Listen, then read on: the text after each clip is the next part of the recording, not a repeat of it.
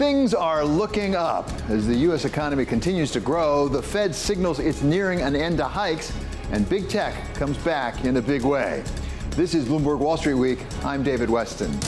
This week, former White House economist Laura Tyson on why the Fed just may have an ace up its sleeve. He thinks this time he can engineer a soft landing. Ralph Schlosstein of Evercore on how deal makers are getting ready for the next surge. We're certainly beginning to see a significantly greater amount of activity. And Darrin Williams of Southern Bancorp on the continuing shakeup in the ranks of regional banks. The particular merger between PacWest and the Banc of California, that made sense probably for them. It seems that that's going to be a stronger institution.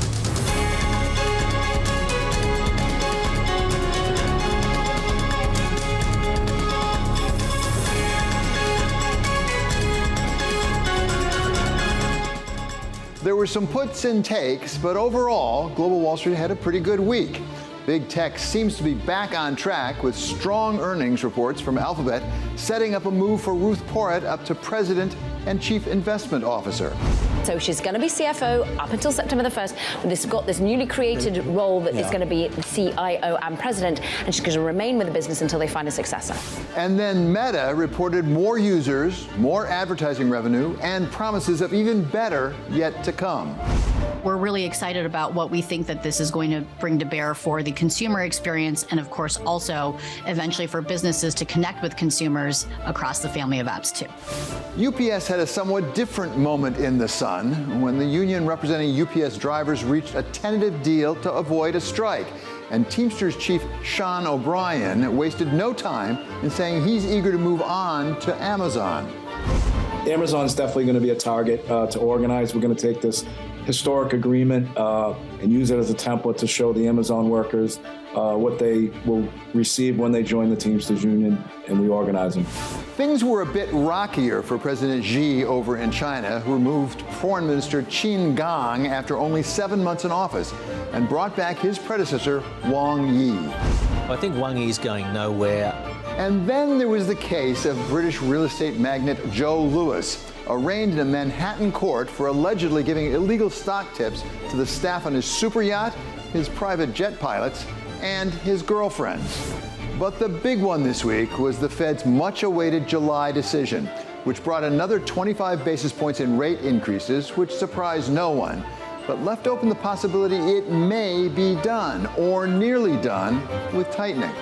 It's really a question of how do you balance the two risks, the risk of doing too much or doing too little. And, I would say that, we're coming to a place where there really are risks on both sides. It's hard to say exactly whether they're in balance or not, but as our stances become more restrictive and inflation moderates, we do increasingly face that risk. As the odds for that soft landing seemed to increase, the U.S. economy came in significantly stronger than expected, and inflation continued to ease. It's a better than expected GDP report for the second quarter. This is going to have the Fed changing some of its forecasts. And if all that weren't enough, at the end of the week, the Bank of Japan shook global bond markets by saying its ceiling for 10-year JGBs will now be a reference point rather than a fixed ceiling. For all the drama, bond markets ended the week relatively calm as the yield on the 10-year U.S. Treasury spiked to over 4 on the BOJ news on Thursday, but then settled back down to 3.94. Stocks, meanwhile, were all about the Fed and the strong economic numbers, with the S&P 500 up 1% on the week, powered in part by earnings per share coming in so far at an average of $223, compared with the Bloomberg Elves expectation of $213 for year-end. The Nasdaq once again outperformed the S&P, up just over 2% for the week. To give us his take on what we are seeing, we welcome back now Greg Peters. He is PGIM Co-CIO for Fixed Income. Greg, great to have you back on Wall Street Week here. It really was sort of a bond week, if I can put it that way. Fixed income is your kind of week. First, start with the Fed. What did we hear from the Fed? What did you hear from the Fed? What does it mean for the bond markets? Yeah, so the Fed is kind of dancing along the knife's edge here. Inflation is, much more under control than where we were a year ago. So we're moving in the right direction, but it's far from declaring victory. And so they're very open to being data dependent and somewhat ambiguous. And what's really unique about this cycle, David, is that the markets are embracing that ambiguity. Typically, that is a vol producer, but in this case, it's having the opposite effect. So the Fed is doing somewhat of a masterclass here on dampening market concerns, which I think is important, of course. So, Greg, what are the bond markets telling us, if anything, about the likelihood of a recession? Because on the one hand, we got really strong economic numbers this week, surprised a lot of people. We don't see a lot of weakness in the market. At the same time, as I understand, we still are pricing in rate cuts coming up next year. Yeah, so I think it's important to remember that the bond market's been wrong now for a better part of a year or so. So the curve has been inverted. That typically suggests that a recession is imminent. This has been the most forecasted recession that hasn't come about yet. So I think, the economy, the nominal part of the economy, GDP has been quite robust and quite strong. And I think that's surprised a lot of pundits. That's the first thing. But what's curious in the market as well is the fact that we're still seeing rate cuts priced in. So investors are quite bullish around the outlook. Risk assets are, taking off and doing quite well. But you're still seeing back-end rate cuts being priced in. And to us, we just see that as incongruent. You can't have your cake and eat it too, right? You can't have a situation where risk assets do really well and the Fed is cutting because of economic weakness. So you have to choose a side, and I think there's some confusion here on that front. Greg, what does that tell you as a bond investor? Where do you invest, if at all, right now? Is this a good time to get fixed income? And if so, what parts of fixed income? Yes, so I actually think it's a great time to be in fixed income, and it's a very simple premise, and that is the income piece and the yield piece. So yields are much higher than where we were a year, 2 years ago. I think that is a fantastic starting point. So the income-producing nature of fixed income really starts to assert itself.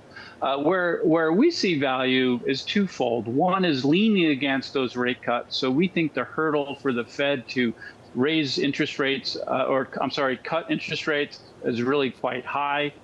Even if there's a tweak, what's being priced in is too much in our mind. So we see value being kind of short yields here, at least in the front end. And we see a lot of value in high quality assets within fixed income. So no longer do you have to reach out the risk curve in order to achieve those income goals and targets. So we think it's a great time to invest in fixed income, where you get a lot of safe carry and really kind of good earnings along the way. So high quality fixed income, are you being compensated for the risk when it comes to high yield or leveraged loans?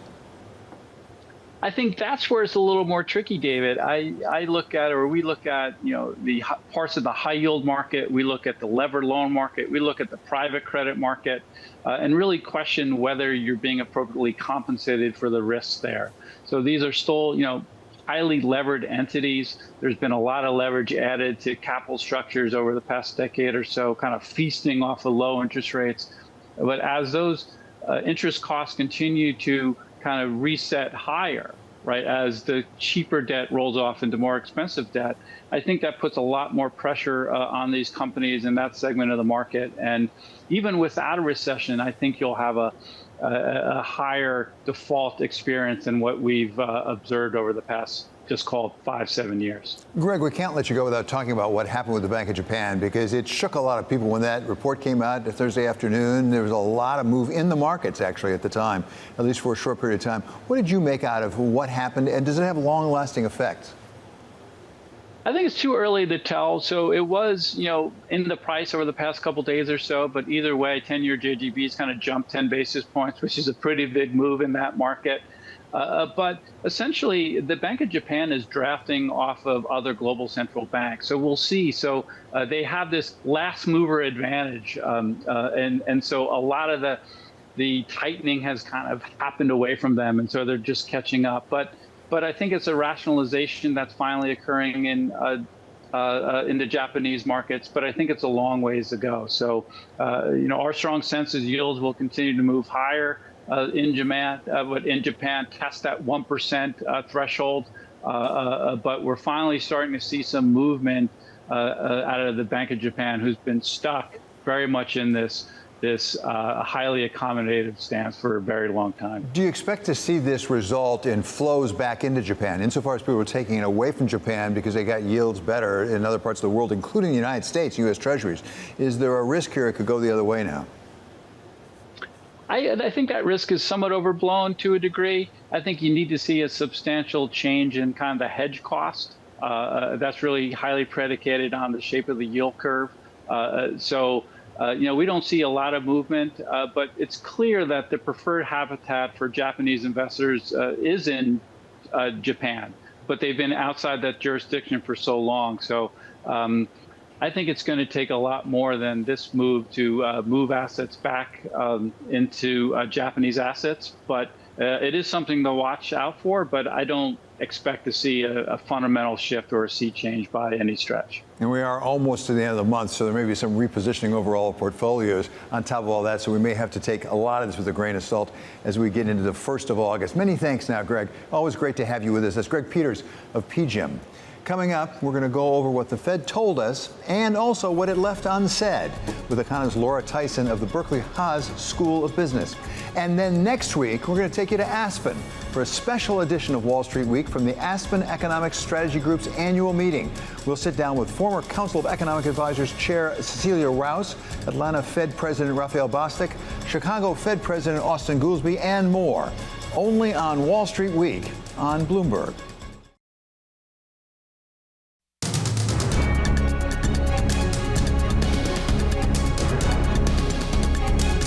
This is Wall Street Week. I'm David Weston. The Fed spoke again this week and raised interest rates again, this time by 25 basis points, hoping it is doing enough to deal with inflation, but not too much. A risk that isn't new for the Fed, as Louis Rukeyser described on Wall Street Week back in July of 2001, back in the days of Alan Greenspan.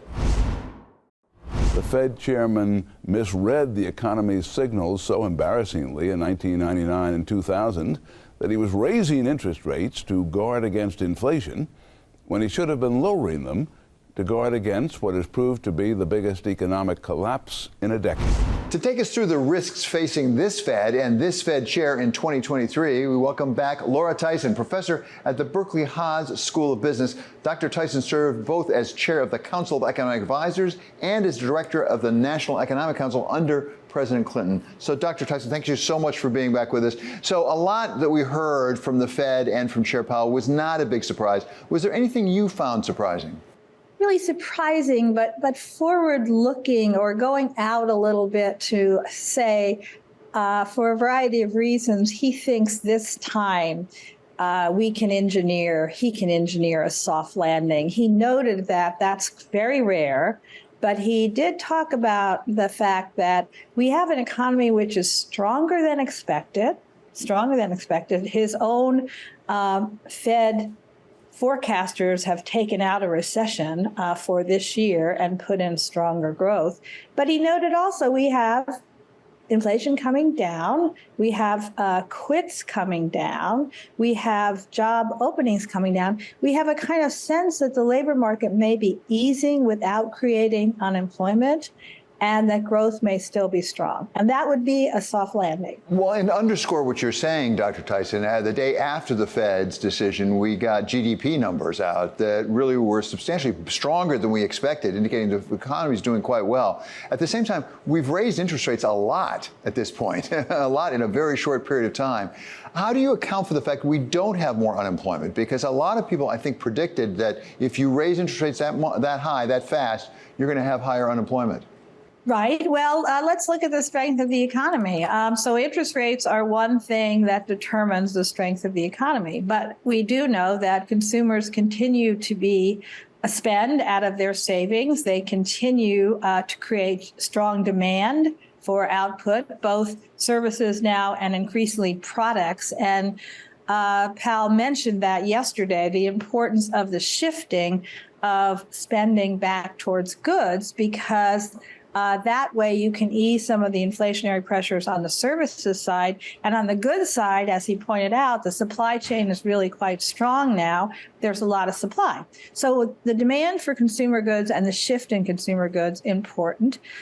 He mentioned investment as well. And I think there, the change in technology, the artificial intelligence breakthroughs, and the rush by firms to figure out a way to invest in that technology, that's boosting investment. So you have sources of demand at home, consumption and investment demand, stronger, and that's what's keeping the economy going.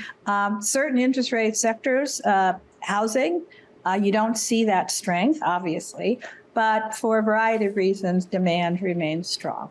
Artificial intelligence is all the rage these days, at least to talk about. I'm not sure if we're seeing it show up yet, but there are some who really speculate it could have a significant effect on productivity.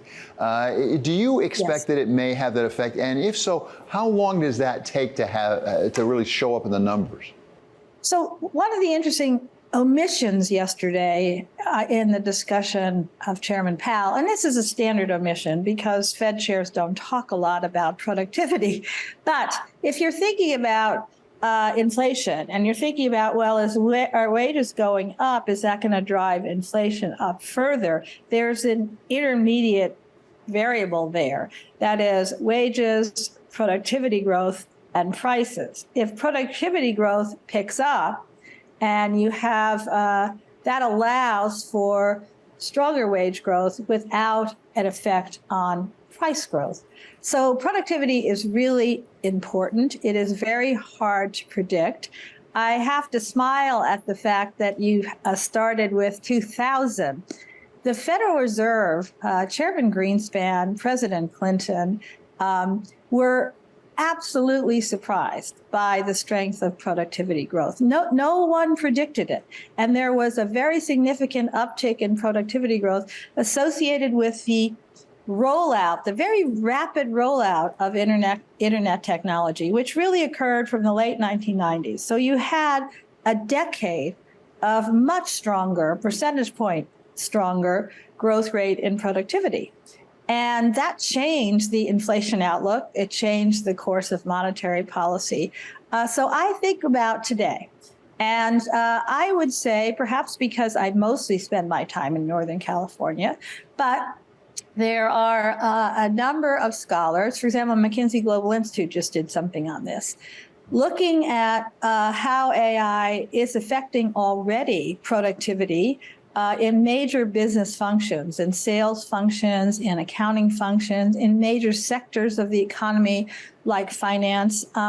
So it's already looking to generate a productivity burst, and it could be quite rapid, just the way the internet productivity burst was quite rapid. So say over the next decade. And that's what I think there's reason to be optimistic about this, and it makes it more likely then that we would have a soft landing, because the wage pressure that comes up from continued strong labor markets does not generate the same amount of price pressure because workers are more productive. So, Dr. Tyson, you were there in the White House when the internet phenomenon was really taking hold. As an economist, so often the economic numbers are backward looking. How long did it take you to see that productivity increase in the numbers? How long did it take you to figure out this is actually what's going on? Well, we saw the numbers pretty quickly. We were surprised at the numbers. I want to say I oftentimes tell the story that I used to brief President Clinton regularly on the outlook for the deficit. And that depended very much on the outlook for economic growth. And that depended very much on the outlook for productivity growth. And I used to give him the pretty standard economist answers that productivity growth was likely to remain slow. We shouldn't expect a significant change. We needed to be cautious. And we therefore were constantly surprised at the extent of the productivity gains. And they really started to come in early. The artificial intelligence revolution is going to be as significant as the internet revolution. It's actually probably going to be more significant than that. And the question, therefore, becomes how fast will the effects be felt? A very good positive indicator here is that in some sectors which are early adopters, you already see some amazing productivity gains. In some of the work being done by economists, you see there are cases where they'll sort of look at the application of AI to a call center and see how much the productivity of each call center worker increases. And it's not just the quantity, that's the productivity number, but the quality. They do better job and the customers like it more. So I think we've got a lot pieces of evidence all around that this productivity effect is going to be large and it's going to be quick. But we just not have good economic models to make this prediction. So we have to look at, I heard yesterday a lot of companies, so even though the interest rate is high, the cost of capital is high, credit conditions are restrictive, companies are rushing out to invest in this technology because they realize it's maybe signaling a fundamental change. So the long term, you have to look at your investment decisions now for the long term. Yeah, well, not a certainty, but something we could certainly hope for. Thank you so much, Doctor. It's always a pleasure having you on Wall Street Week. That is Professor Laura Tyson of the Haas School of Business at Berkeley University. Coming up, loan defaults rise as lending falls. Are the two related? That's next on Wall Street Week on Bloomberg.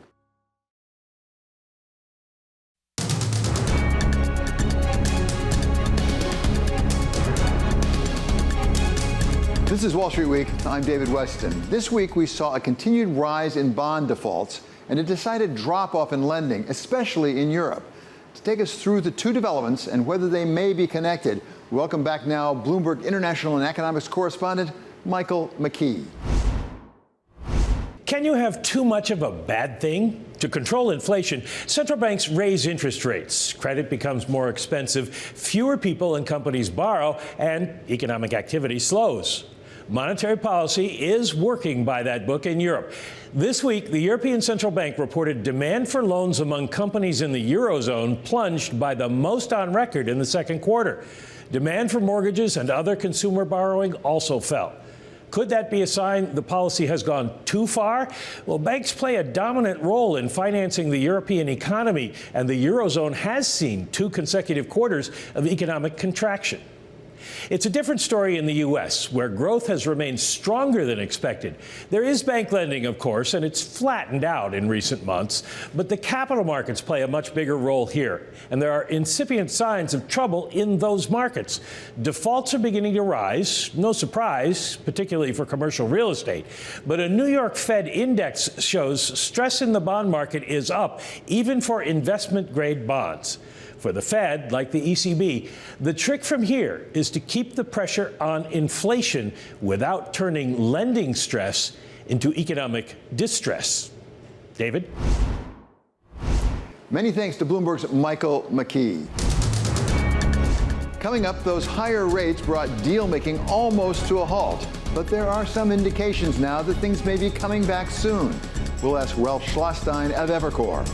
Certainly the amount of dialogue among our clients is up quite dramatically, and our backlogs are up. This is Wall Street Week on Bloomberg.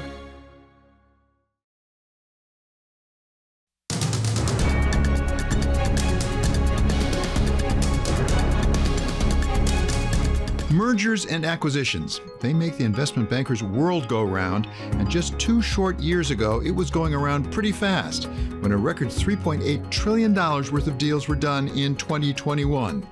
We are continuing to see just tremendous momentum in U.S. M&A. But then inflation came along, and the Fed decided it had to raise interest rates fast to get things under control, leading to all sorts of uncertainty.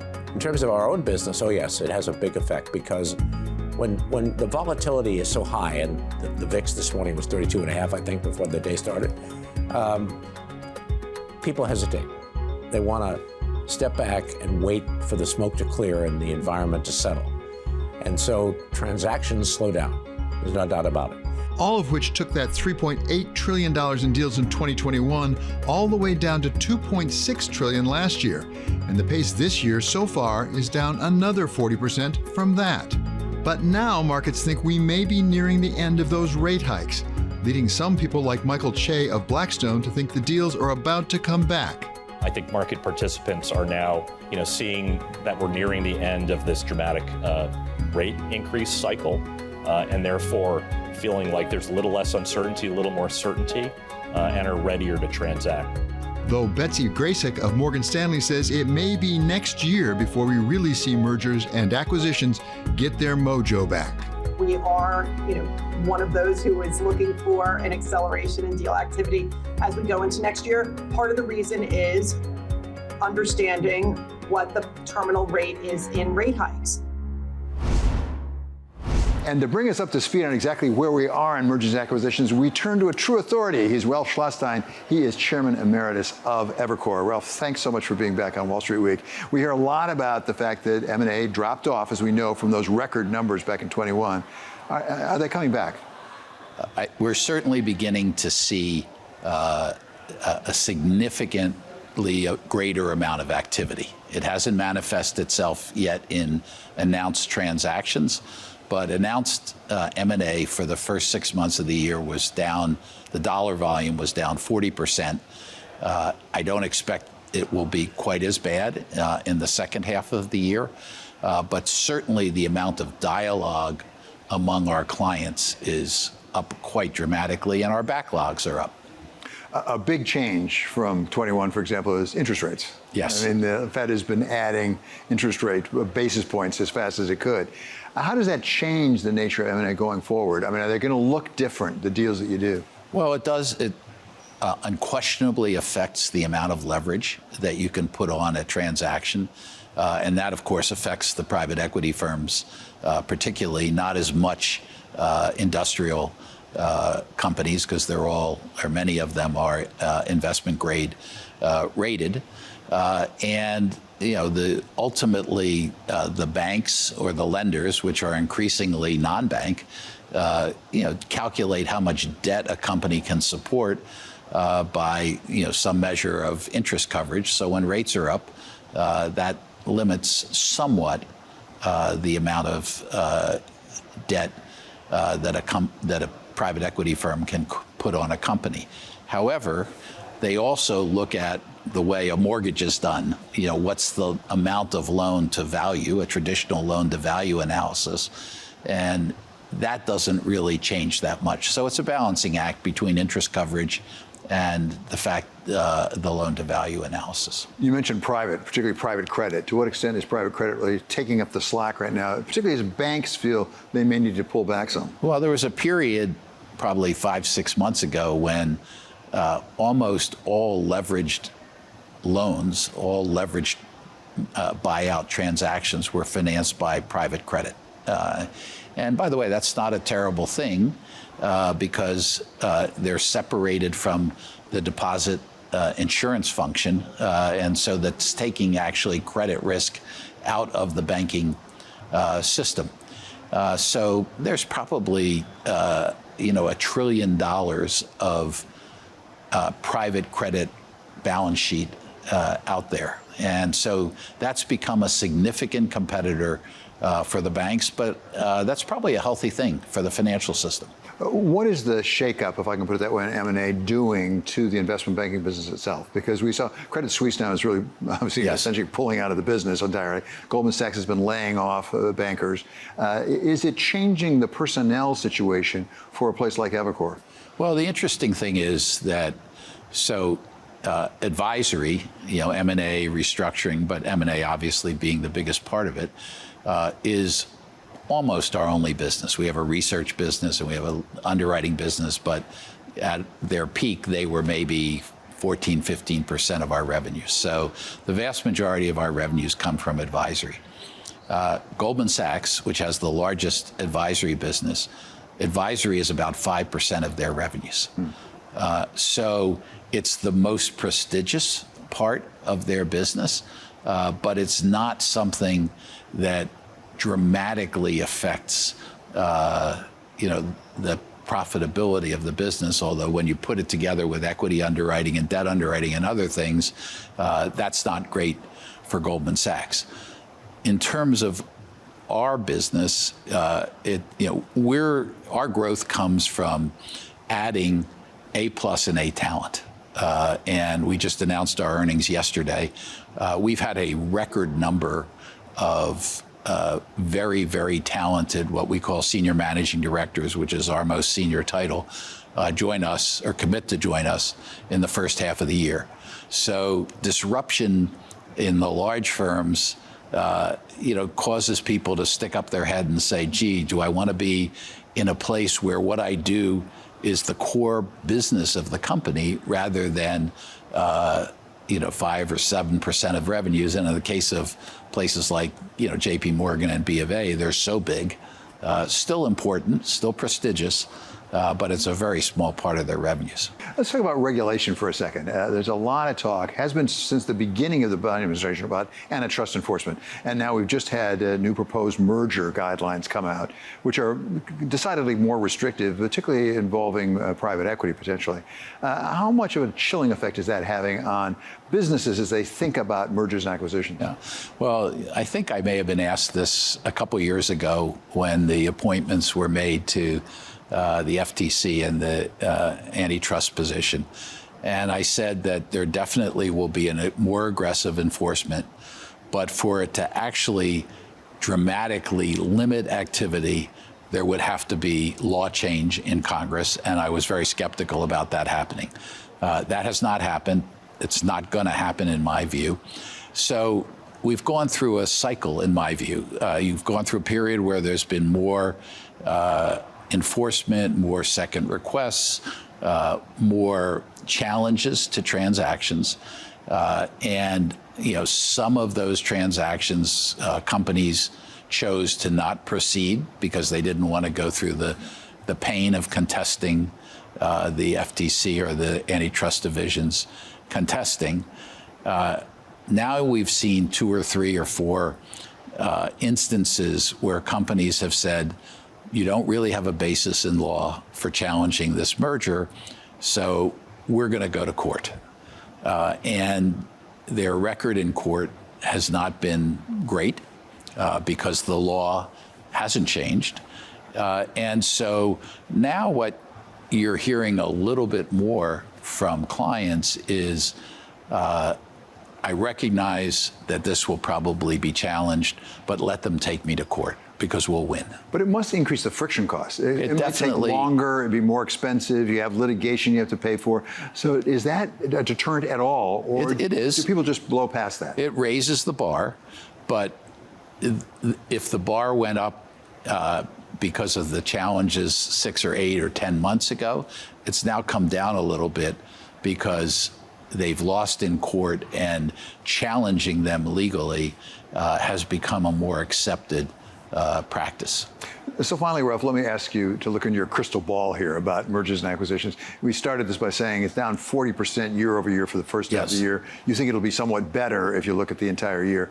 If in fact the Fed, and we don't know what the Fed's going to do, if the Fed actually holds where it is or maybe only goes up 25 basis points, and then some point next year starts to come back down, what does that do for your business? Well, for M&A activity to be strong, you need a number of things.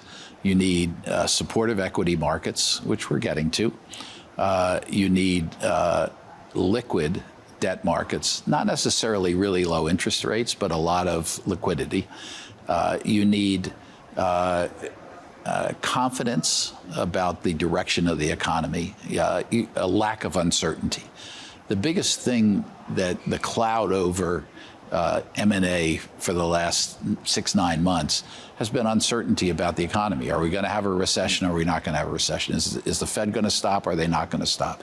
And I've encountered a phenomenon that I've never seen before, which is when you visit with a CEO, they tell you their business is great, but they're really worried about the economy.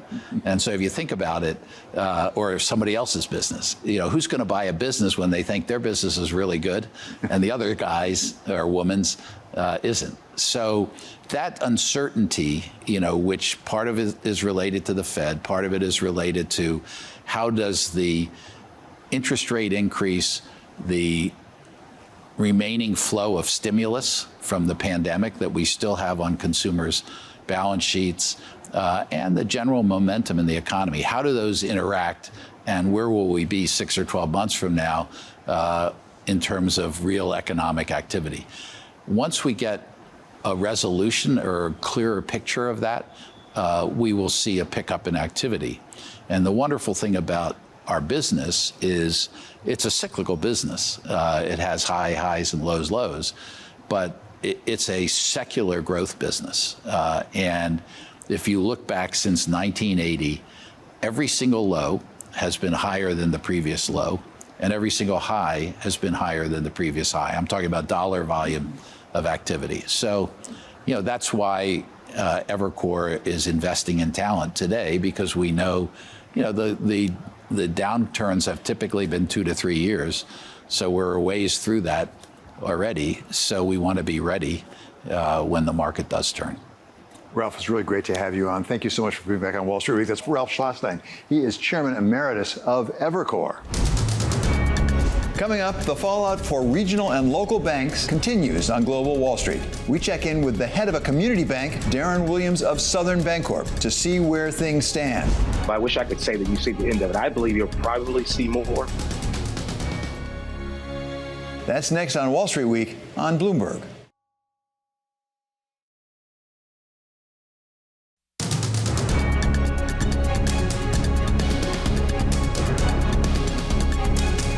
This is Wall Street Week. I'm David Weston. It was another week of changes for the banks. Banc of California bought PacWest, and yet another consolidation of regional banks.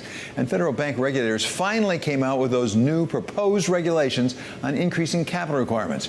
To bring us the community bank perspective, we welcome now Darrin Williams, CEO of Southern Bancorp. So, Darrin, thank you so much for being with us. We would love having you on Wall Street Week because you have that perspective of the community bank. So let's start, first of all, with this new regional bank consolidation. It's the latest one. Give us your take from your point of view in Arkansas. What's causing this, and have we seen the end of it, or should we expect more? Yeah, so I wish I could say that you see the end of it. I believe you'll probably see more. The dramatic raise in interest rates, that's having an impact on all banks, particularly community banks, particularly those that have securities that have portfolios that may be experiencing a significant amount of unrealized loss. But the particular merger between PacWest and the Banc of California, that made sense probably for them. It seems that that's going to be a stronger institution. You've seen their stock price take a little bump. And so hopefully that'll be better for folks in California, merging two good institutions together to make one stronger institution. So we're seeing a fair amount of consolidation, I think it's fair to say, in banking right now. At the regional level, I'm not sure I've seen as much at the community level. Do you expect more consolidation? Is that a good thing or a bad thing? Well, it depends on how you look at it. So what we always think about is the folks who typically don't have access to capital, to banking services, will they continue to have access? And you've seen, over the last several years, tremendous consolidation in the banking space. And so at one time, go back 20 years, where there were 15,000 banks, now they're less than 4,500. And what typically happens is those who are least able to, bear the brunt of it, because rural communities, underserved minority communities, those are the communities that often lose their banks. And so we're troubled when we see the consolidation, particularly if it means that people have to move further and further away from a bank and not have access to capital and credit, and to those services where you have a relationship that drives your ability to have capital. The other big development of the week was the announcement of these proposed regulations coming out of the 3 federal bank regulators. Does that affect your bank at all, or is it just the big guys? So the way they're structured right now, it's those banks that are 100 billion in assets and above, and we're at about 2.5 billion. Most community banks, you think about it at 10 billion and less. It's not going to affect us because right now that mark's about 100 billion in assets and above. You have a lot of relationships with some of those big banks, including as investors in Southern Bancorp. Insofar as they're feeling more pressure because they have to have more capital requirements, could it trickle down to you? Well, I'm not seeing it right now. I can tell you that our relationships with the larger banks, J.P. Morgan Chase is a customer, as an investor, Bank of America is an investor, even some of your larger regionals like Cadence, like Regions, like Simmons Bank. Those banks, our partnerships remain very, very strong, and they're continuing to double down on their relationships with us. And we're trying to find ways to continue to work together to better serve our customers and to serve those who've often been left behind, left out of access to the capital and the banking system. So you fill a particular niche in the banking system. system with some of the people, small businesses, individuals, people who are perhaps not at the top of the socioeconomic strata, if I could put it that way, and sometimes underbanked people. Give us a sense of how the economy, the U.S. economy, looks to those people, your customers right now. Yes, so we serve a lot of customers in the Arkansas, Mississippi Delta, one of the most economically challenged communities of all the United States. And that community has been suffering for a long time. And so when inflation hits them harder, right? So groceries, utilities, gas prices, those things hurt them worse. And so they're struggling. It is a challenge, particularly for our consumers. Now, our small business customers, they seem to be holding steady. You don't see them investing in their business as they have in the past. They're not taking out a lot of loans, but they're holding steady. But it's those small consumers who we make small consumer loans to. We're starting to see their past dues tick up just a little bit. It's not material to our asset quality, but we're noticing that just a little bit. And so I do worry about them as these inflation numbers, continue to. We're trying to get them under control. Of course, the Fed just raised rates, and that's an effort to get inflation under control. But it has a double-edged sword for them. So when you raise rates, their cost of borrowing goes up. But then if you don't get inflation under control, their money doesn't go as far. So it's a tough balance that we're trying to help them navigate. What is the role of technology as technology develops in trying to serve your customers better, or more of your customers, frankly? So it's very important, and we're investing heavily in technology. We have several apps that our bank has developed internally to reach customers. We have apps where we're really trying to train people how to save to help them become savers. But also, I'm actually right now in a meeting with my team, and we're working on strategies, including technology, to bring our financial education services to the mobile device. Some people are much more comfortable using their mobile device than sitting across the table and talking to someone about their financial health. Going to one of our credit counselors or home buyer counselors and sitting down and talking with them and being very vulnerable about your financial situation. It's stressful. People don't want to talk about the mistakes they've made. So we're trying to see, can we bring some of our resources to a mobile device? Can we employ chat bots and other types of services where people can maybe perhaps their own home, get the education necessary in an appropriate manner that actually allows them to make good use of that information and move themselves from being un or underbanked to being fully banked and having full access to the banking system. The federal government response to the pandemic has injected a fair amount of fiscal stimulus in, and we still have some of that to come through, particularly when it comes to things like infrastructure, the CHIPS and Science Act. Are you seeing any of that money flow down to your customers? Yes, so we're starting to see that, and we'll hope we see more. In fact, in the Inflation Reduction Act, there is a $27 billion greenhouse gas reduction fund that's being created. And EPA is rolling out the rules right now and rolling out the competitions to really apply for those dollars. But they're trying to ensure that some of those dollars go to underserved communities, disadvantaged communities, because we know the impact of climate change doesn't affect everyone the same.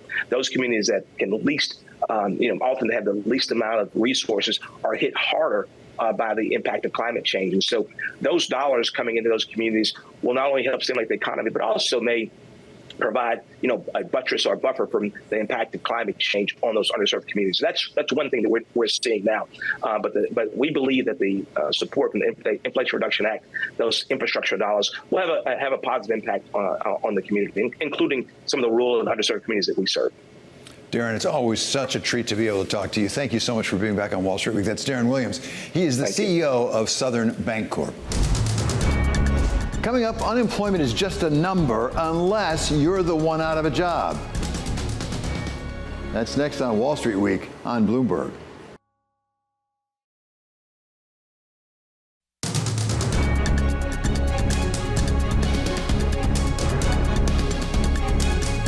Finally, one more thought.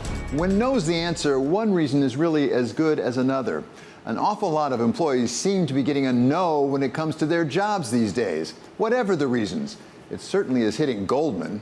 For Goldman to make cuts this steep is very concerning, because the question is, when do deals come back in a way to justify these swollen workforces all across Wall Street? And big tech heavyweights. Most of these layoffs at scale are happening in the supers, right? They're happening in the Metas, they're happening in the Facebooks, they're happening in Twitter. And to a degree, it's just kind of right-sizing. A fair number of people are being shown the proverbial door without a key to get back in. Who are you, man? I'm gonna need your key card. And it's not just the rank and file who are feeling a bit less secure in their jobs. Think about Bob Chapek, out as CEO of Disney after only 21 months. We think JPEG failed to win the hearts and minds of the troops and the creative businesses at Disney. And we think there is quite literally nobody on earth as well qualified to do that as Bob Iger. Or Chris Licht being shown the door at CNN after 13 months. And CNN's CEO, Chris Licht, has stepped down from the cable news channel. Parent company Warner Brothers Discovery says his departure is immediate and that they're scouting for a new leader. This comes after the backlash over a Trump town hall in May and an unflattering profile of him by The Atlantic. So with all the turnover out there, it's good to know that there's still one place where you can keep your job pretty much no matter what. One place that just doesn't know what a pink slip looks like. Those in higher education have long enjoyed tenure. Going back as far as the 1600s, the idea originally served to protect academics from religious prejudice, making sure they could not be removed no matter how the times changed.